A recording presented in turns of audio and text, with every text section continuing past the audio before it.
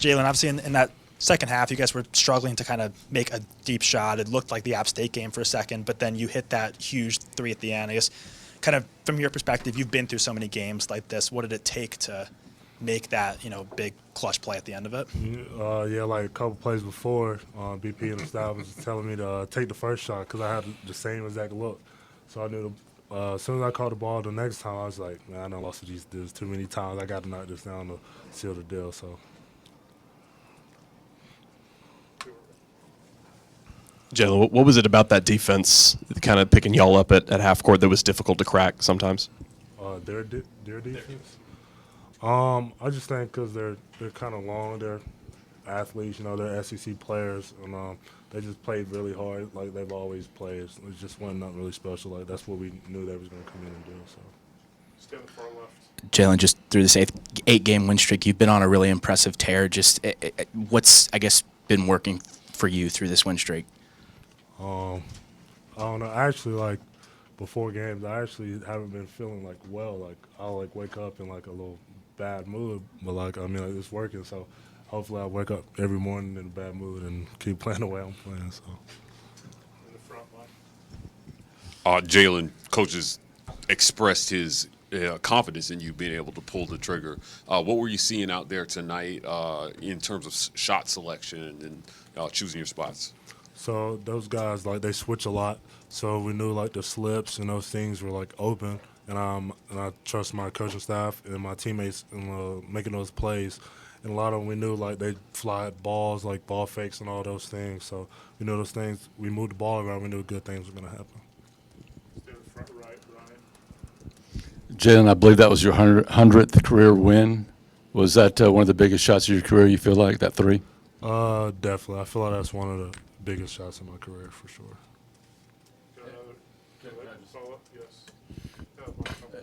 What does that mean to you to make a shot like that in such a big moment? I mean, to me, it was just another shot, I practice that shot all the time, like before practice or after practice, so it was just like another shot to me, but obviously it was big.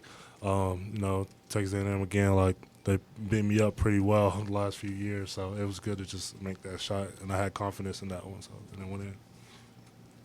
We got two more on the left. Matt and Go for it first, right? Jalen, only 10 second chance points for them. They got a lot of offensive rebounds, but what was working for you guys to be able to keep them from being able to put the ball back up when they got the offensive board? We knew once those guards or whoever was that first shot was going to be like, they trick them off a lot, but we knew we had to hit the guys coming in like Garcia and Coleman. Like, we knew those guys were very physical and strong, so we just tried to do better in that second half of just hitting them, getting them out the way, and just being physical. Just even a little nug would like affect like their timing of layups and putbacks. So that's what we were trying to do. And just following up on that, you guys did not allow a basket for the final 9 minutes and 15 seconds of the games. How do you guys pull that off? Dang, maybe we should just stop fouling. We win by 20. Just sticking together, trusting. Like again, the coaches trusting in us to keep those guys in front as best as we can. We fouled them a little bit down the stretch, but like we knew like just if we stayed in front of those guards, like they couldn't beat us. So. Jay, well, thank you. If you want to go to the left. All right. Mr. Janano, take your radio. All right, questions for Coach Pearl. Start in the back. We've got two back row. Hey, Bruce, obviously. Get the mic, please. Thank you. Hey, Bruce, obviously the game felt closer than the final score indicated. Can you just talk about the physicality of going up against an A&M team coached by Buzz Williams? Well, I think one of those things that makes Texas A&M so successful, obviously, is their coach. They don't play, nobody else in the league plays quite like they do, especially in the defensive end.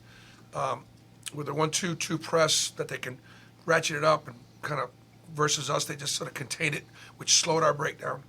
And then they disguise pretty well, whether they're in man-to-man or zone. They're hard to play call against. They switch all the time. So it basically cuts about 75% of your playbook completely out. And so we were having a hard time finding things that would be successful. Stephen Pearl had the scout and did an outstanding job. When you hold a team in this league to 55 points, when you hold a team in this league to 39% shooting, when you hold and I challenged my guards. But Wade Taylor is the preseason SEC Player of the Year. He was 2 for 16, 0 for 8 from 3. And so, I mean, yeah, we sent him to the foul line, but man, I thought our guards did a tremendous job defensively. And, you know, if we can continue to guard and get a little bit of offense from our defense, that's going to be the key to being consistently able to win each night. Bruce, going into the final media timeout, this is still anybody's game. It's really close, and then you end up winning the game by 11 in the last 4 minutes. What does that tell you about this squad and kind of what they can do down the stretch in this season? I do think they showed some poise. We took a great punch in the mouth from Texas A&M in the second half when they came back, got a lead, and we just didn't panic.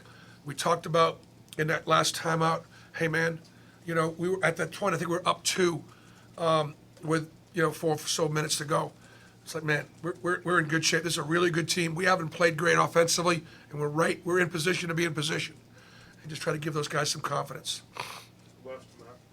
It's the same question on that final 9 minutes there. I guess kind of what did you see defensively, especially in the second half that you've talked about kind of needing to be better to hold them to no baskets? Yeah, I thought our guys really competed to stay in front. I thought that, you know, there was again, we fouled them a few times at the rim. But, you know, and then we made some plays. We still made them. Chad Baker had a couple of big steals and a couple of turnovers against pressure.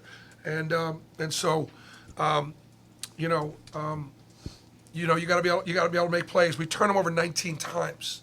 And so there were a couple of key turnovers against pressure, and the under basket out of bounds, we turned them over. Chad made 2 big plays, 2 big possessions. Mike, front row. Coach, obviously it's early in the season. Again, before the season, you said that this would be the greatest balance of minutes that you've ever had on a team. Do you think this could be one of the best teams you've coached here at Auburn? It's way too early to tell. This has been one of the hardest working teams that I've had. This team has improved more from the summer to the point we are right now, more than probably any team I've had at Auburn. So we're just in. We put ourselves in position. We got work to do. Great crowd tonight, unbelievable, fantastic to have the students back. This was a record crowd in the history of Neville Arena for our students. A record crowd. So it's that's for Texas A&M on a Tuesday night. We're in everything school. Bruce. Yep. Just talk about the decision to play Trey, the minutes you did in the second half versus Aiden against their defense. Looked like they were trapping Aiden a good bit and just playing Trey the minutes you did. I just thought that Trey was playing well. He played well at Arkansas and just had a little bit more experience. And, I think that was my call. And we got 2 good point guards out there for sure. Dylan Cardwell could have played more in the second half because he played really well. Dylan played really well in the first half, and yet he didn't get quite as many minutes in the second half. And that's what makes a great team. Bruce, I wanted to ask about Jalen. What was he doing so well to be able to break that defense? He had a lot of shots on the inside. Well, we were slipping him off of some screening action. He was getting some slips because of switching everything. So that's why he was getting those. That's why he was getting those looks, money and stats. Thanks, Okay, guys, thank you.